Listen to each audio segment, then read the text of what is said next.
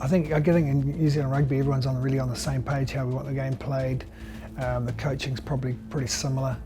And the players are resourced really well to make sure that we can get the best out of them. We all have pretty good training facilities. I guess we've got the players over here want to play a certain style, and that's pretty much, as you can see, we use the full width of the field, and the forwards are really skillful and can play on the edge of the field comfortably, generally, well, especially the loose forwards. And they've got, there's plenty of exciting backs, and it's really fast rugby. And to play that style of game, they have to be really fit. And we put a huge amount of effort into our conditioning and our strength work here.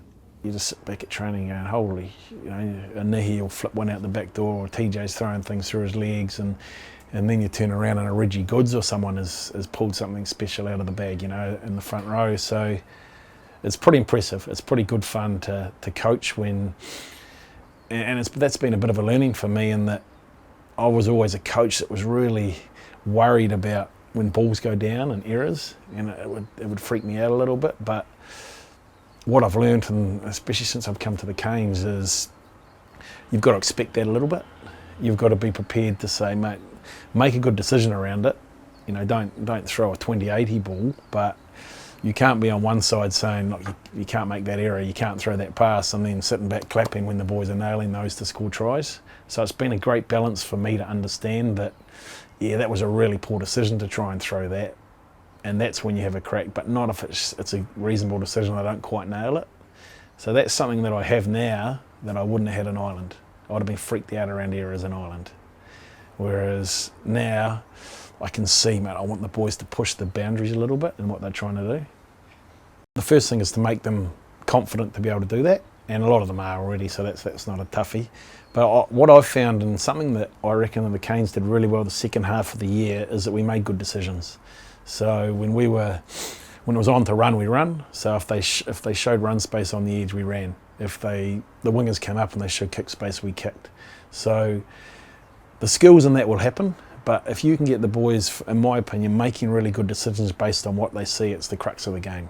So there's obvious things that you need to be nailing: your set piece, your physicality, all those things are given. But I believe that if you can nail your decision making from 1 to 15, and there's got to be space somewhere, and we go to that space every time, then your skills you'll get into little half gaps, and your skills will work, if you know what I mean. Well, I think the Hurricanes have always had a really good side over the years. They just haven't really reached their full potential until last season, or this season just gone that we've won it. They were bubbling under the playoffs under Mark Hammett for the 4 years. With Colin Cooper before that, they'd made semi-finals pretty much consistently. But it was the last 2 years. We changed things up a little bit across myself, and the players really enjoyed what we did for the environment, and we created something a little bit different, and it's gone really, really well. We've got some really good players here, like the other clubs have, but I guess the big thing was we sort of found that consistency in our performances, and we came really hard to beat at home, and we had success away from home as well, and that led us to get into the playoffs, and eventually we got those home final games, which is really important, and was able to win.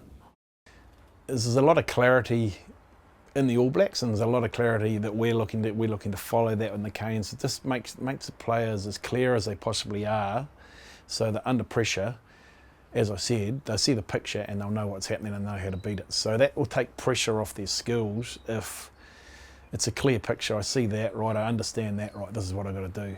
Rather than having your mind ticking over and going, geez, I'm not sure where I am, and that affects your skills. So I know ABs have their game plan is pretty simple and way simpler than what I've ever coached. There's not a massive amount of big picture detail, but all the details are in the small things around what they see, and that's that's how we got to in the second half of our Canes year. So it's keeping clear, but understanding those pictures makes your skill execution way easier. I mean, they have a motto where you've got to be a real good person to be a good All Black, and certainly that's something that they've grown over the years, and it's certainly something that the franchise and clubs have put a lot of emphasis on as well. We want good people here in our environment, and we don't want rat bags. We want we want people that can get on with each other, because like I said, we were together for such a long period of time. The standards and expectations in the Hurricanes are really high in terms of your work ethic and knowing your role and in the team, and and just generally being a friendly and upbeat type of guy. So we put a big emphasis on just being good people and having a good family here, and that rolls on to the All Black thing. They won't take you in the All Blacks if you've got a reputation of having a suspect character, that's for sure.